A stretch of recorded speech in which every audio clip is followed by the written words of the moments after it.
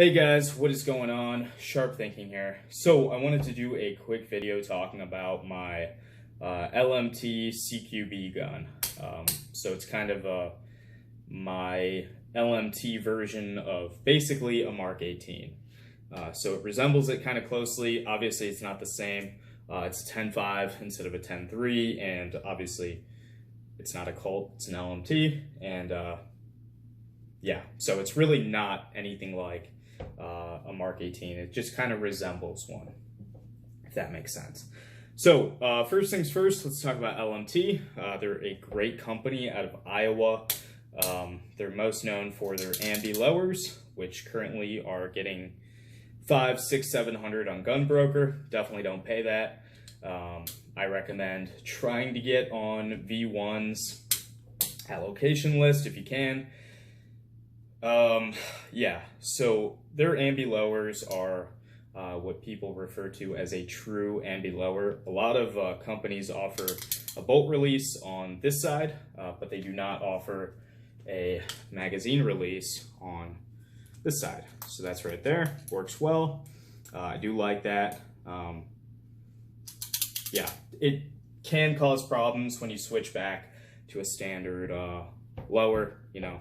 If you're trying to hit the bolt release and you're using a standard lower, the bolt release is on the other side. Obviously not good. But if you only train with, you know, 1 or 2 guns, not a big deal. Another thing that LMT is known for are their uppers. So this one is, I believe, a CQB upper. I think that's what they call it. It's a Picatinny, I believe a 9-inch rail. It doesn't have a rail. Because it's monolithic, but I think they claim it's like the equivalent of a 9-inch rail. So yeah, definitely nice stuff. One downside is if you want to go to, say, M-Lock, you're gonna have to spend about $800 to get a new upper because you can't swap the rail. But one thing that this upper allows you to do is quick swap barrels. So if I wanted to go from, this is 5.56 to 300 blackout, I could very easily do that by popping this screw out and loosening this guy. The barrel slides right out, and you can throw in, you know, whatever length or caliber barrel you want, as long as it's compatible with the AR. 15, not 10. Now, getting into my specific setup of this gun, I guess we'll start with the muzzle device. I'm running an RC2. I can't take it home yet because of NFA bullshit, but I chose a 3-prong muzzle device. I think it's fine. Yeah, no problems. For a light, which I might change, I chose the Surefire M600 dual fuel. Not a bad light. Also not the cutting edge in terms of technology for lights. I think that belongs to Mod Light currently. Tape switch, I have the standard Surefire button with the permanent on, which I don't think is really necessary. I just like it because it, you know, attaches a little bit better to Picatinny rails. And I have the standard tape switch cap on this. I was going to use the one with the extra button just in case anything happens to the wire, but it won't clear the rail scales. So I had to just kind of sacrifice that, I guess. Now I do have Knight's Armament rail scales on this guy. They're the Vero Beach, which doesn't matter, but it's definitely cool for those of you guys that follow Knight's Armament history. I don't know, there's something special about that. Alright, moving on to the optic, we have an Aimpoint T2. This one is on a Scalarworks mount. I like this optic quite a bit. It's very small, very simple, fits well in a backpack, which is what I designed this gun to do, or not designed it, I built it kind of around that philosophy.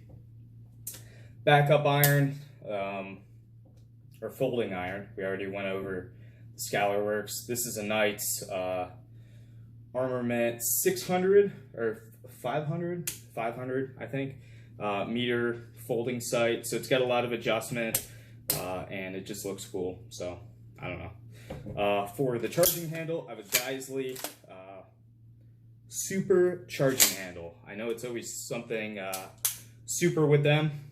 So yeah, I don't know. I have them on my Noveski, and I like it. And I don't know. I might try a Radian, like the suppressor one. I don't know the names of all these products. It really doesn't matter that much to me. But yeah, just because the RC2 does put a little bit of gas back through the gun, I don't know. It might make a difference. It might not. I'll get back to you guys on that.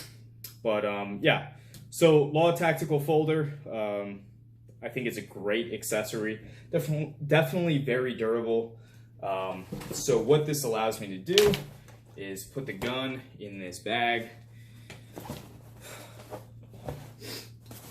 right here, zip it up. This is a GoRuck GR1, by the way, which is a great USA made bag, and I can pretty discreetly carry this guy around.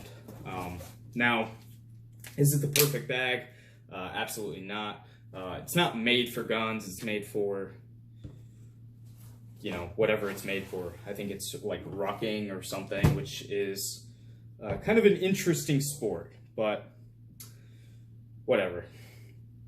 So yeah, in terms of buffer system, all right guys, sorry about that, got a phone call. I was talking about the buffer system in this LMT, and what I decided on over, you know, the standard LMT buffer, mostly because I couldn't find the buffer tube, which I like the way it looks, so shoot me, I guess. But I went with the A5H2 with the Springco green spring, and that was based off of a recommendation from my buddy who has the identical gun. He's actually got several of these 10.5 LMTs and, you know, a bunch of other LMTs. And he just said, hey, you know, it works when switching from, you know, the RC2 that he has to shooting unsuppressed. So, you know, I figured what better data point to use than someone who has my exact platform, shooting the same can, same buffer system and everything. I mean, and to no surprise, it worked. And it's quite pleasant to shoot with that system. For those of you guys that don't know about it, it's basically just a rifle length buffer tube, rifle length spring, with, you know, I think it's a proprietary buffer weight, but I'm not sure. I know BCM has a similar system, but it works quite well. One thing, speaking of BCM, that I forgot to touch on, the grip is a BCM Mod 0, I believe, and then this is the, I can't remember, it's some sort of hand stop. I don't love the hand stop. It is better than nothing, I will say, but it's still not my favorite. I like more neutral hand stops. So the Knights Armament one that I have on my Noveski is quite nice. It's just, you know, a little post. But hey, you know, it works. Yeah, so I'm trying to think if there's anything else to talk about. Oh, trigger. One of the most important parts. In this gun, I have the SSAE, which is a fantastic trigger from Geisley. If you guys haven't experienced one, I highly recommend it. Even if you've checked out other Geisley triggers, I think this one is really special. Typically, I've shot guns with flat blade triggers from Geisley, and this one is just, I mean, it changed my mind on the situation forever. So I will be using SSAEs in all of my future guns, provided that they don't come with a decent enough trigger. This one, obviously, I built, so it didn't come with a trigger. It was a strip lower. I'm currently waiting on a different trigger guard from LMT, but until I get that, I can't comment on it. So yeah, this is my my 10.5 build. Served me well so far. I probably have, I don't know, I'm probably coming up to about 1,000 rounds, or I've passed it just by a little bit, which is not a lot. I mean, it's nothing in the grand scheme of things. These guns are designed for, you know, thousands and thousands of rounds without cleaning. And I've shot this one predominantly suppressed, and I've only cleaned it once. I think it was about the 500 round mark.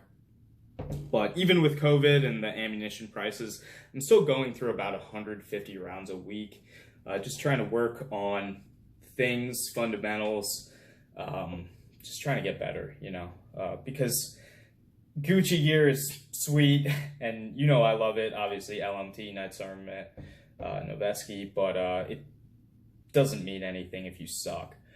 So go out, train, you know, get better. Trust me, I'm not fantastic. A lot of these Instagram guys will blow me out of the fucking water. But the only way to get good at something is to suck for a little bit. That's how it was when I went to the gym for the first time. And then, you know, at a certain point, I was doing preps and competing and doing all that fun stuff. So it starts with the first step, as all great things do. And yeah, I think that's all I got for this guy. So I hope you guys enjoyed the video. I hope I wasn't too confusing. If I was, tell me to go fuck myself in the comments. And yeah, you guys enjoy your day. And thanks again for watching. See ya.